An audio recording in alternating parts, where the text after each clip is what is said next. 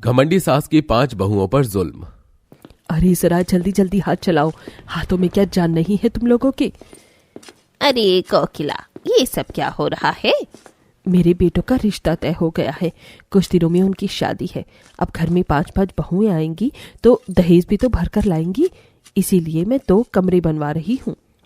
कोकिला शुरू से ही पैसों की लालची थी, इसलिए कोकिला अपनी 5 बहुओं के ढेर सारे दहेज लाने की आस में कमरे बनवा देती है और अपनी बेटों की शादी का बेसब्री से इंतजार करती है। और आज वो दिन होता है जिस दिन कोकिला के 5 बेटों की शादी सुरभि, मेघा, स्वामी, आरती और महक नाम की 5 बहनों से हो जाती है।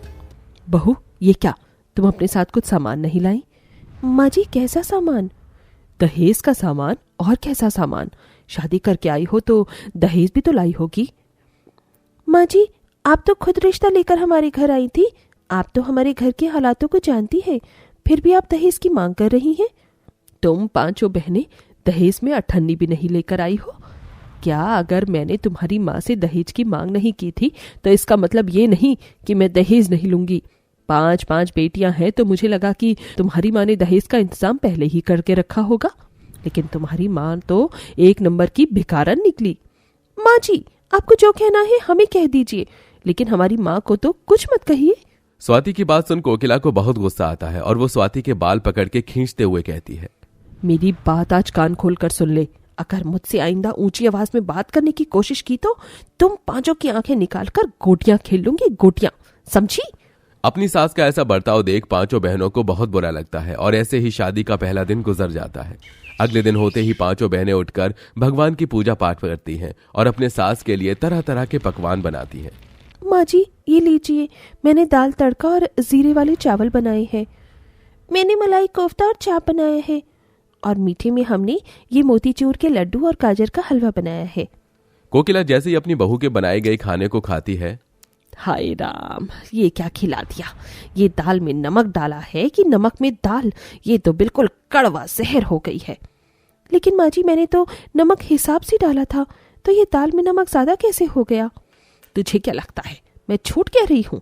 एक तो दहेज में तुम एक बूटी कौड़ी नहीं लेकर आई, ऊपर से मेरे घर के राशन को बर्बाद कर रही हो। इतना कहकर कोकिला गरम गरम दाल सीधा सुरभि के मुंह पर फेंक देती है, जिसके चलते सुरभि का चेहरा बुरी तरह से जलने लगता है।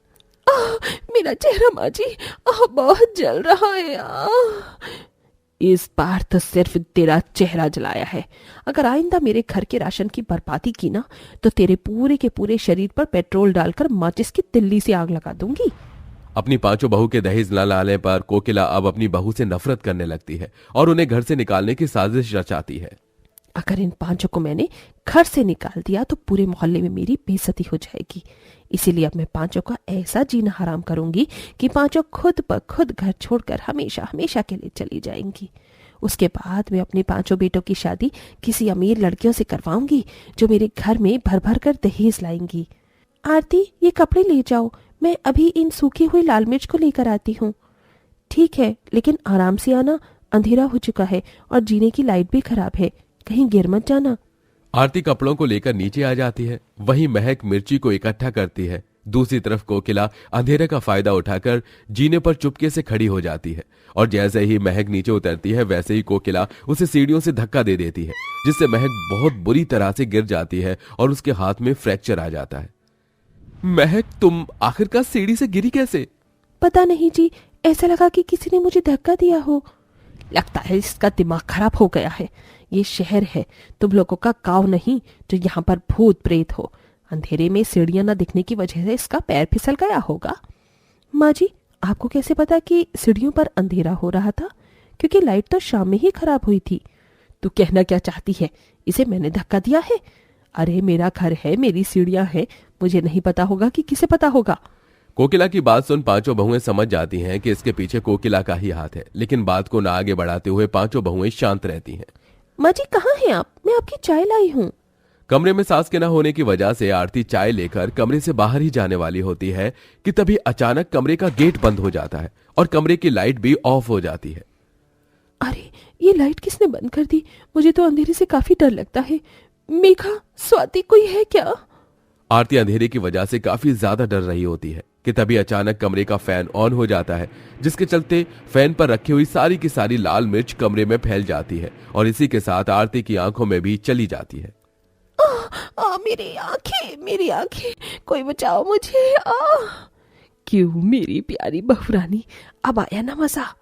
काफी सारी लाल मिर्च आरती की आंखों में जाने की वजह से उसकी आंखें काफी ज्यादा डिफेक्ट हो जाती हैं, जिसके चलते आरती को काफी दिनों तक हॉस्पिटलाइज्ड किया जाता है। लेकिन इन दोनों में भी कोकिला अपनी बहुओं पर अत्याचार करना नहीं छोड़ती। कभी वो उन्हें बेल्टों से मारती तो कभी उन्हें गर्म लकड़ी से जला देती। माँ जी, आप क्यों हमारे साथ ऐसा कर रही हैं? दुनिया की कोई भी सास अपनी बहू पर ऐसा अत्याचार नहीं करती होगी जैसा आप कर रही हैं। मेरी बहू रानिया, मैं भी तुम पर अत्याचार नहीं करती अगर तुम बदले में दहेज लाती। अगर तुम चाहती हो कि मैं तुम्हारे साथ ऐसा ना करूं तो ठीक है, मैं नहीं करूंगी, लेकिन इसके बदले तुम्हें ये घर छोड़कर जाना होगा। माँ जी, अगर आप यही चाहती है ना तो ये ख्वाहिश आपकी कभी पूरी नहीं हो सकती। आप चाहे हमें जान से ही क्यों ना मार दीजिए, इस घर से हम नहीं जाएंगे। अगर जाएंगे तो सीधा अर्थी में ही जाएंगे। लाख अत्याचार करने के बावजूद भी और अपनी बहू की बात सुनने के बाद कोकिला समझ जाती है कि उसकी बहुएं इतनी आसानी से घर छोड़कर नहीं जाएंगी, इसलिए वो उनके खाने में जहर मिला देती है। लेकिन ये सब करते हुए कोकिला का माली देख लेता है। मैंने आज तक जो भी तुम लोगों के साथ किया उसका मुझे पछतावा है, इसीलिए अपनी सास को माफ कर देना। ये देखो, मैंने अपनी प्यारी प्यारी बहू के लिए खीर बनाई है। अब जल्दी से खाकर बताओ कि ये खीर सी बनी है। कि तभी, नहीं नहीं बहू रानी, इस खीर को मत खाना, इसमें मालकिन ने जहर मिलाया है। तेरा दिमाग तो नहीं खराब हो गया है? भला मैं इसमें जहर क्यों मिलाऊंगी? काका, माँ जी जहर क्यों मिलाएंगी? हम जानते हैं कि माँ जी ने हम पर बहुत अत्याचार किए हैं, लेकिन अब माँ जी ऐसे नहीं करेंगी। देखिए, हम आपको ये खीर खाकर बताते हैं। 5 बहुएं जैसे उस जहरीली खीर को खाती हैं वैसे ही उन्हें चक्कर आने लगते हैं और 5 वहीं बेहोश होकर नीचे गिर जाती हैं कि तभी उनके पति आ जाते हैं। अपनी पत्नी की ऐसी हालत देख वो उन्हें जैसे हॉस्पिटल लेकर जाते हैं और माली से उसकी मां की सच्चाई के बारे में सब पता चल जाता है। देखिए, जहर बहुत जहरीला है। हमने इनके शरीर से जहर तो निकाल दिया है, लेकिन जब तक होश ना आए तब तक हम कुछ नहीं कह सकते। हमें तो शर्म आती है कि हम ऐसी मां के बेटे हैं। आपने सिर्फ दहेज के लिए अपनी और हमारी पत्नी के साथ इतना सब कुछ कर दिया। एक बात याद रखना, अगर हमारी पत्नियों को कुछ भी हुआ ना तो आपके लिए आपके बेटे भी मर जाएंगे। काफी घंटों के बाद 5 को होश आ जाता है। तुम ठीक हो ना? आप सब हमें माफ कर देना। हमारी मां की वजह से आप सबको न जाने क्या क्या झेलना पड़ा।